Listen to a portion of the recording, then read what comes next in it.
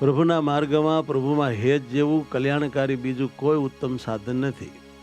ભગવાન સ્વામિનારાયણે એમ કહ્યું કે ભરતખંડમાં જન્મેલા એવા તમામ મનુષ્યને પરમાત્માની ભક્તિ જ કલ્યાણકારી છે. કહેતા ભગવાનમાં હેત છે એ જ મોક્ષ દેનાર છે. માટે પ્રભુમાં પ્રેમ કરો, પ્રેમ કરો, પ્રેમ કરો.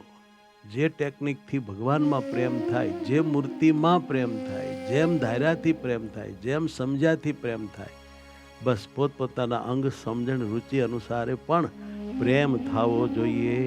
બધાયની રીત અલગ હોય છે, એક પણની રીત એક સરખી ન હોય. માટે જેને જેમ સમજાય, જેમ કરે હેત થાય, એને એમ સમજીને એમ કરે. પરમાત્મામાં અતિ પ્રેમ ઊભો કરવો હો વાતની એક વાત છે.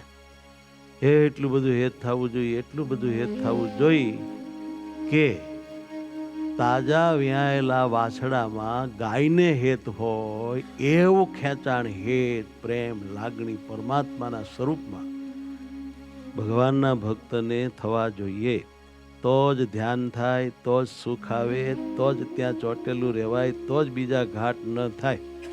અને જો હેત પૂરું ન હોય તો ગમે એટલું આસન સાધીને બેઠા હોઈએ, ગમે એટલા પ્રાણાયામ કરીએ, ગમે એટલા વિચારો કરીએ, પણ ભગવાન સાથે લાંબુ આપણાથી ચિંતન મનન ભજનથી જોડાવાય, રહેવાય નહીં. માટે ભગવાનમાં હેત કરવું, જે ઉપાય થાય એ ઉપાય હેત કરવું, પણ હેત કરવું.